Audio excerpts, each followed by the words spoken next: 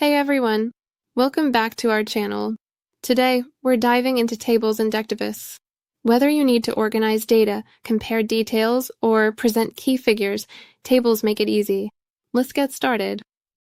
Open your presentation and choose the slide where you want to insert a table.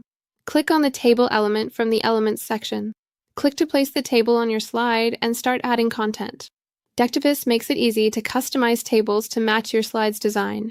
To add more column or row, click on the three dots that is placed on the blue box and adjust it to your liking. You can also remove or duplicate rows and columns from here. From the Cell section, you can adjust the font style, size, and color to fit your table's design.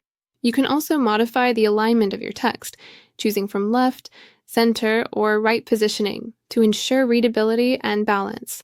Additionally, the Advanced Settings section provides further customization options, allowing you to fine-tune styles and create a polished look. The Color Style section enables you to change the background color of your table. From the Header Position section, you can change the position of your table's header to make it more customized and aligned with your presentation.